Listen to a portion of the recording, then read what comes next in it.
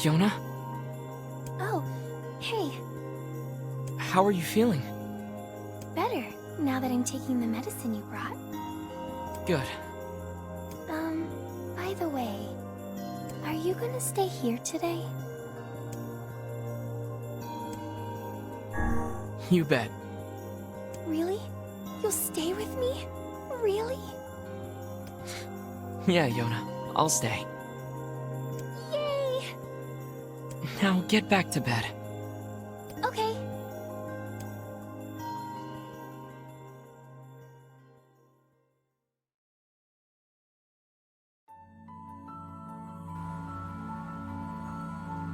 I hear a voice. I squint and see a boy standing before me. His hair is silver, his skin is pale, and he stares up at me with hard, glassy eyes. Soon his lips begin to move, but no sound comes out. What is he saying? I can't hear him. I can't hear him. I can't hear him. I can't hear him. I can't. I can't. I try to leave, but something about the boy holds my gaze. I watch his face, expressionless, as his lips slowly flutter. What is he trying to say? Wait, it's a phrase. I can almost make it out. It starts with an S. Then there's an E. I can almost see it now. The letters begin to fall together, one after the other, faster and faster. Sealed verse. It's a sealed verse. The thing I am looking for, the key to saving my sister.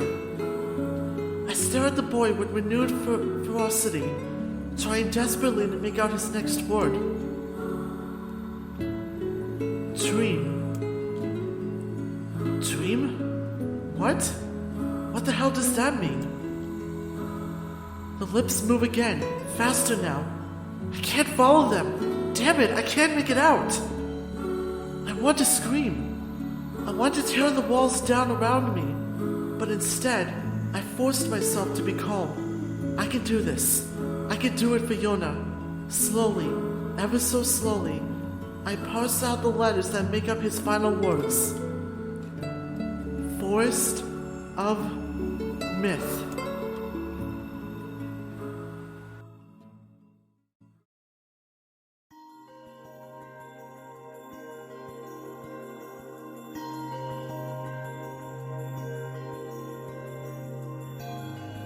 Just a dream. Even in my dreams, I'm hunting sealed verses.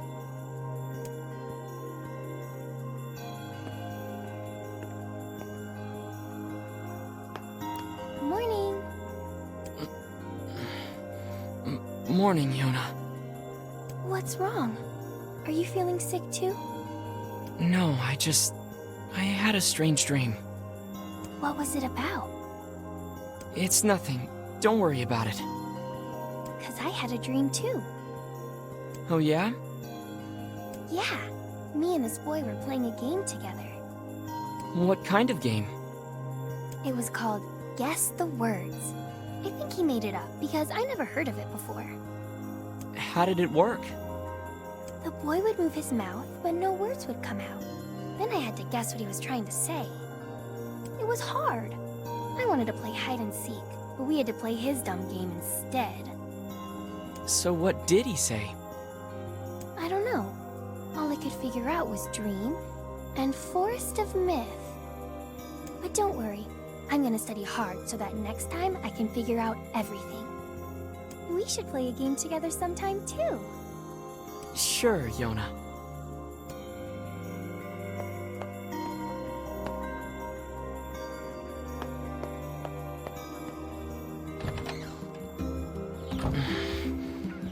Something troubling you, lad? It's nothing. Don't worry about it. Come on, I need to go ask Popola something.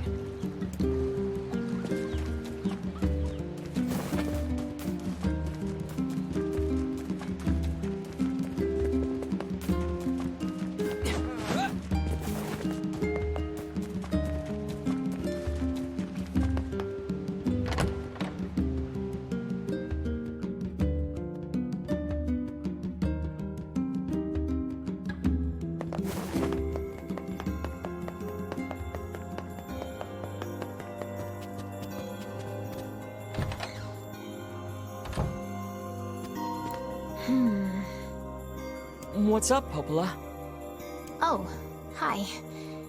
I just got a strange letter in the mail.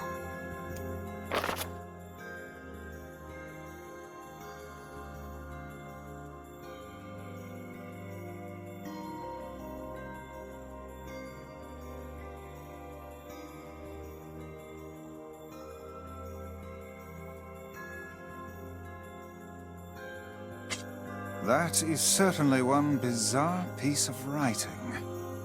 Who's it from? The mayor of a small village in the Forest of Myth. It's a wooded area up north.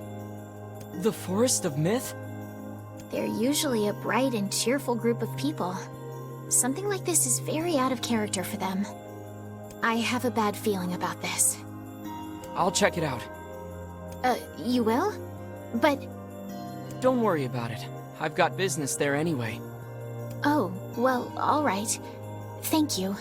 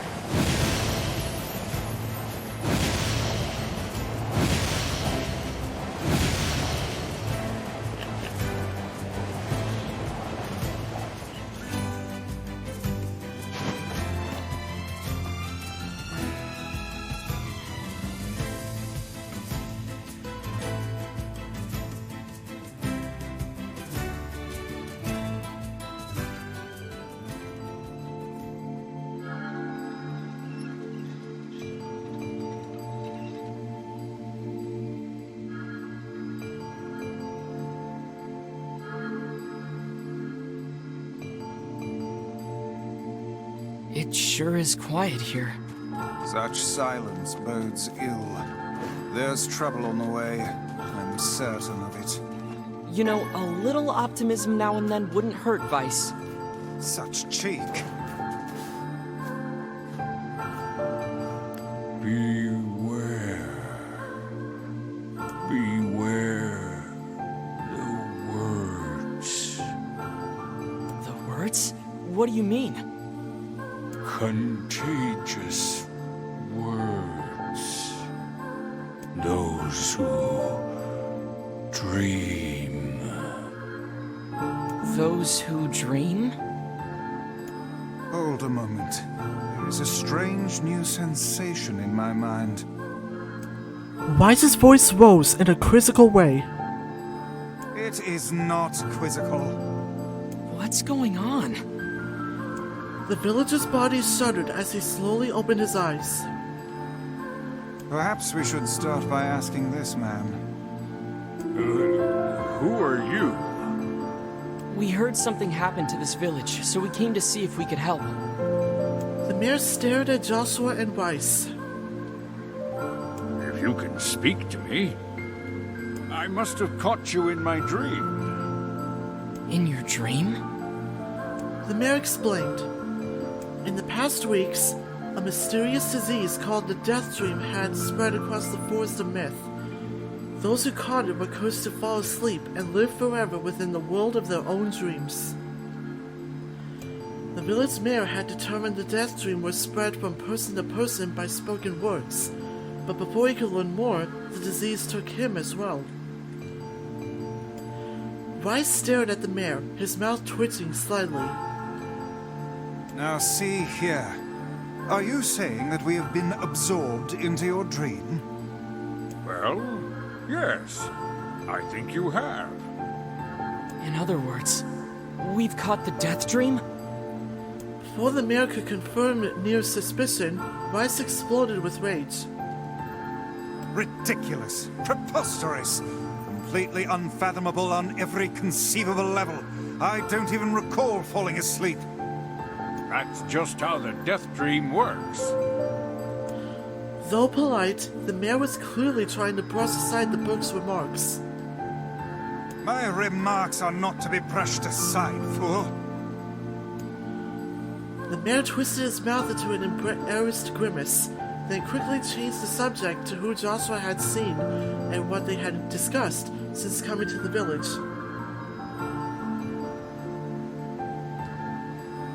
Something there must have caused you to enter my dream.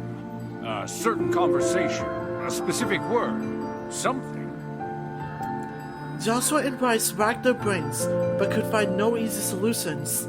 There were simply too many words to consider, too much random chatter, too many meaningless conversations. Grimoire Weiss does not engage in meaningless conversations. The mere suggestion that Rice chose his words carelessly seemed to sting his pride. It does not seem to sting my pride, you bloated gasbag of a narrator. It has demolished it utterly. Irritated, Rice looked skyward, as if searching for answers in the heavens. I was doing no such thing. Just leave me alone already. The anger created by his harsh words bled over to Joshua like a contagion.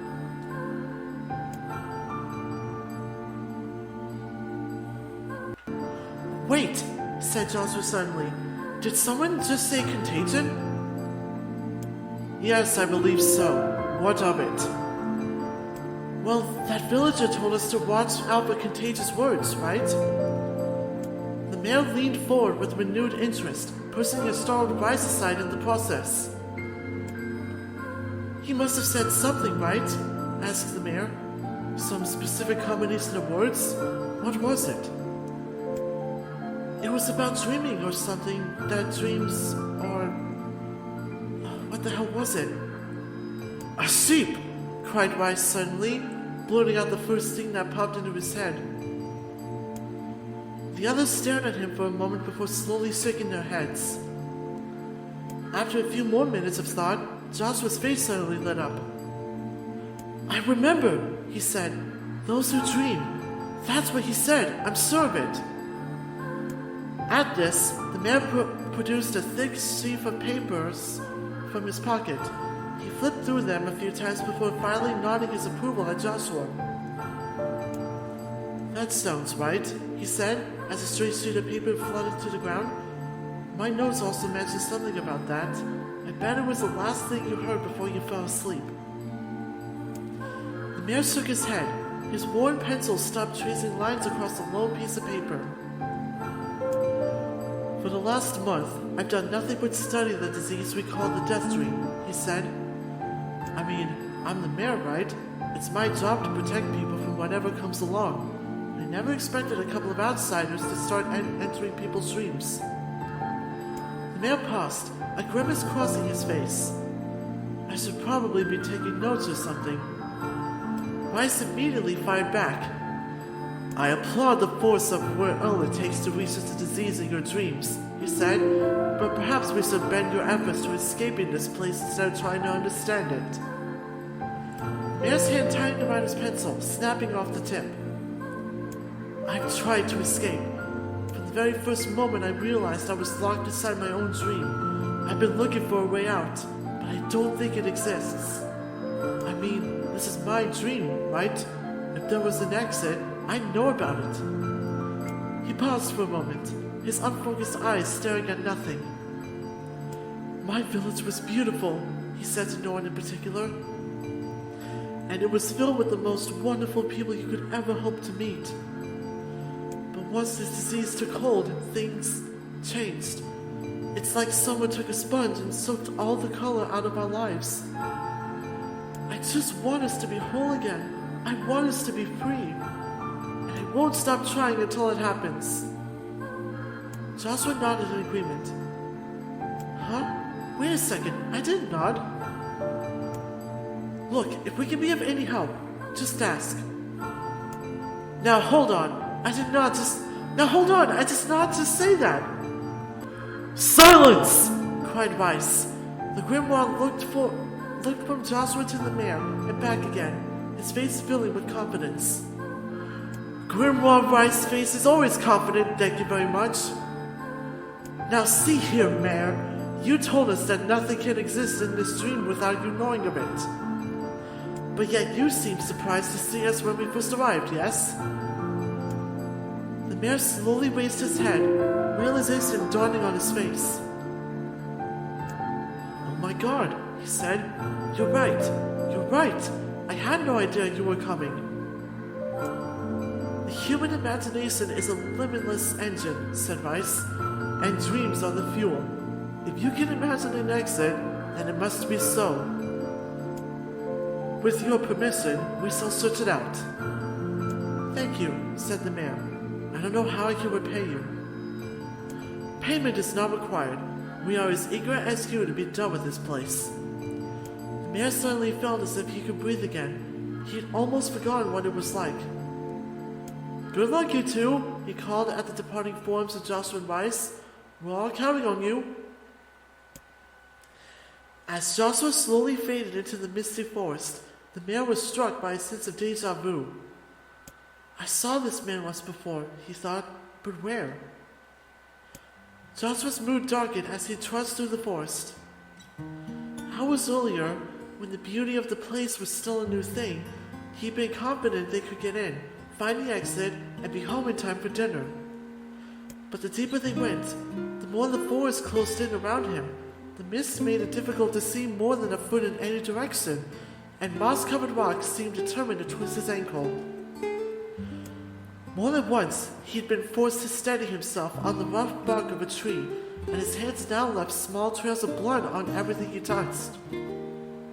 Additionally, Rice was proving to be a spectacularly poor travel companion. Unhindered by either terrain or physical effort, he spent most of his time urging Joshua to pick up the pace and grumbling about their slow progress. Finally, after Rice muttered something about legless turtles being more adept at navigating the environment, Joshua snapped. Okay, Rice, grab it for a second, would you? You don't have to walk. Joshua leaned against the tree and tried to stretch the knots from his back. How can this stupid forest be so big? He muttered to himself. The moment the words tumbled from his mouth, a cacophony of insects sprang to life. Every imaginable form of buzz, click, and hiss roared out at a volume that rattled his teeth. Joshua slapped his hands over his ears and screamed to be heard. Rice! What's going on? Joshua could see Rice's mouth moving, but he might as well have been shouting in a tornado. The insects screamed, the forest howled. And then, just as Joshua's ears seemed ready to tear from his head and go running from cover, the sound diminished. Hesitantly, he removed the hand from his left ear and listened to the creatures of the woods. See, see, see, see. Suck-kick, suck-kick, suck-kick. Tick-tick-tee, tick-tick-tee, tick-tick-tee. Woo-woo-woo-ma, woo-woo-woo-ma. Sick-sick-seek, sick-sick, sick-sick-seek. As the insect symphony dimmed another decibel, Joshua began to detect patterns in the sound. This isn't random, he thought. It's not just white noise, it's something else. The insects weren't just calling out, they were asking a question. 1 with it is lacking, 2 with it is ideal, 3 with it is dangerous. What is it? By my pages, is this a riddle? I guess so. I mean, it feels sort of forced, but maybe it's the key to getting out of this place. Then I leave it to you to answer. 1 with it is lacking. 2 with it is ideal. 3 with it is dangerous. What is it? The answer is a secret. Inwardly furious that Rice left the task to him, Joshua sighed and gave the only answer that made sense. It's a secret. Right? The sound of the insects stopped as suddenly as it began. The forest undergrowth parted before Joshua like a rippling wave, opening a new path. These forest arthropods are making a road for us, said Rice with glee. Pleased at passing the test, Joshua moved on with new intensity. The path offered his body relief from the undergrowth, but gave him a greater cheer to his mind. As long as they were on a path, their journey had a purpose. I guess the forest has accepted us, huh? Said Joshua after a bit. Rice spun around to face his companion. Do not mistake the will of this forest for some happy pet you can suddenly befriend. We have no idea where this path leads. As Rice finished speaking, the pair turned a corner and found themselves facing a clear forest spring. Smiling, Joshua picked up a small rock and sent it skipping across the surface of the water. Good heavens, said Rice. His surprise was understandable. Each time the rock struck the surface of the water, a musical note rang out. When the rock finally stopped moving and sank to the bottom of the spring, the ripples it left behind came together to form words. I enter through the window, but break no glass. When night falls, I vanish. What am I? Absurdly easy, barked Rice. Now answer it. Joshua grit his teeth and tried not to reach out and strangle his companion. He's right after all, this one is pretty easy. I enter through the window, but break no glass. When night falls, I vanish. What am I? Sunlight! A plume of water suddenly burst from the spring. The sunlight filtered through the trees and reflected off the plume, creating a shimmering rainbow that spanned the entire horizon. In all my years, said Rice softly, I have never seen such a sight. Perhaps I have misunderstood the intentions of this place. Hey, look! Cried Joshua, awakening Rice from his daze. There's a house or something over there. Glancing in the direction of his friend's extended hand, Rice saw a small cottage nestled among the trees. That's weird, isn't it, Rice? I mean, who would build a house all the way out here? Joshua walked over and pounded on the door. After a minute of solid banging, the door cracked open and a small man peered out. His body was clothed from neck to toe in a large black cape, while his face was obscured by mist. Beginning Joshua, but before he could get any further, the cloaked man held a hand up and began speaking. I have 4 legs in the morning and 2 at noon, but end the night with 3. What am I? Joshua tried to ask the cloaked man who he was, what he was doing there. He simply repeated the question. If we wish to engage in this manic conversation, said Rice, it seems we must answer his riddle. Yeah, I suppose, said Joshua. Well, at least it's an easy one. I have 4 legs in the morning and 2 at noon, but end the night with 3. What am I? A man. Mist dissolved from the cloaked figure as he spoke a single word. Correct. With that, the man flung his garment aside, revealing his true identity. You're the mayor! Cried Joshua. The small man slowly shook his head. I am not the mayor you know. Now listen to my words. Long ago, I saw a version of you that was not yourself. Sorry? What's that mean? It will make sense in time. At present, I simply congratulate you on cracking the seal of the death stream. Now you must go to the person at the forest entrance. With that, the man turned on his head and slammed the door behind him. As Joshua watched, mist steeped up from the ground and enveloped the cottage, erasing it from existence. When Joshua and Rice returned to the forest entrance, They found the mayor leaning against a tree. As soon as he caught sight of the duo, he sprang to his feet and scrambled over to them. "Good gravy!" he cried. "You made it! You actually made it back!" His left hand grasped Joshua's and bumped it so fiercely it threatened to dislodge from the socket, while his right seized Rice by the cover and swung him through the air. "God, by the heavens, stop shaking me, fool! We have not even told you if we were successful or not." The mayor smiled broadly and shook his head. "I'm just happy you're alive. I didn't think I'd ever see you again." Joshua withdrew himself from the mayor's eager handshake with a slight smile. "We broke the Desert Dream seal," he said. "At least, I think we did." The mayor's face beamed as Joshua filled him in on the details. When the tale was done, 3 of them laid down on the forest ground and fell asleep. Joshua cocked his head. "Okay, hang on a second. This is crazy. Why would we just lay down and go to sleep?" "Cease your endless prattle and go to sleep, fool. Fighting against the wolves in this place is futilely itself." Joshua and the mayor obediently reclined atop the grassy earth. "Have you forgotten?" continued Rice. "It is words that control the Death Dream, words that allow us to move from place to place. No matter how unnatural they seem, the words are absolute. Therefore, if the words tell us to sleep, then sleep we shall. And once we do, the story will continue." With that, the trio found their eyes growing heavily, their breath slowing. "This is the first time," began the mayor. "The first time I have felt tired since I was imprisoned here." His words were cut off by a loud, long yawn, and he remembered nothing more. They might have slept for an hour or a year. When they awoke, things had a slightly more real quality to them. The mist felt thicker, the leaves greener.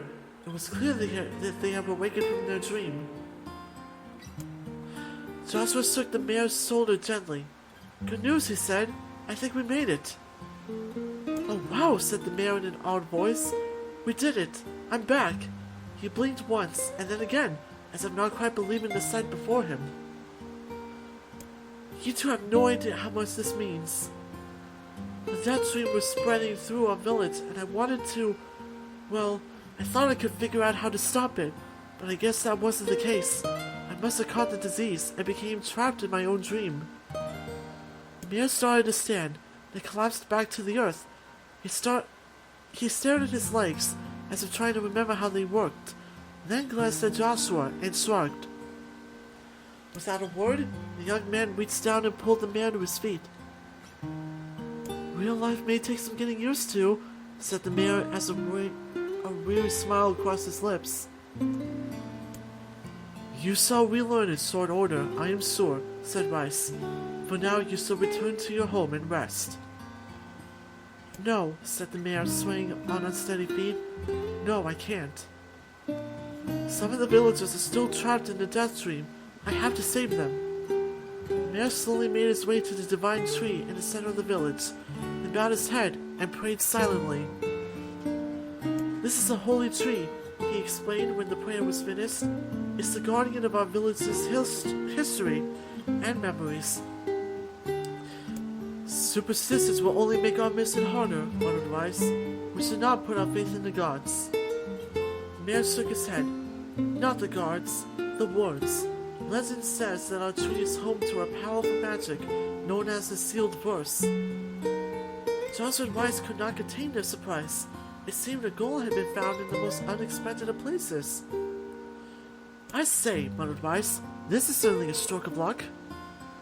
As the 3 of them said their goodbyes, Joshua mentioned the strange man who had given them the 3rd riddle and the mysterious words he had left them with. "I once saw a version of you that was not yourself," muttered the mayor. "What in the world does that mean?" Lost in thought, he stared into space for a long moment. "You know," he said softly, "this is going to sound odd, but I had a feeling I had seen you before too." Joshua tried to keep a straight face and failed, but the mayor didn't seem to notice. "Deja vu, right? Anyway, I figured it's just some kind of illusion created by the death dream. It probably doesn't mean anything. Joshua gave the mayor a nod and a smile, but inwardly his thoughts were racing. There's something wrong about the mayor and his words. And what exactly is going on here? That riddle would prove to be the most difficult one of all. Oh, thank you so much. Now I can finally return to a normal life. This is one of the most bizarre diseases I have ever encountered. I know. That's why we have to help the other villagers, no matter what.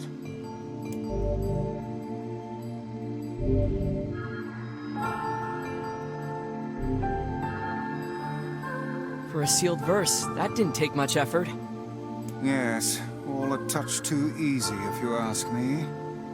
It's almost as if someone was guiding us to this village. Don't overthink advice.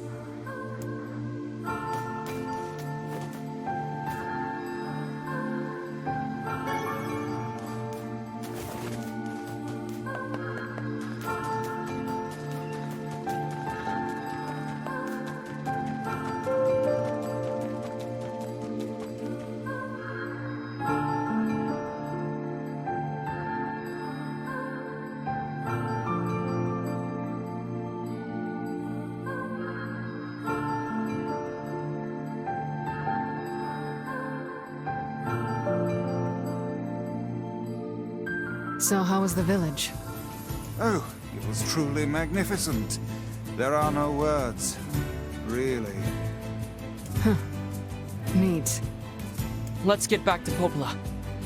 She'll probably want to know what's going on in there.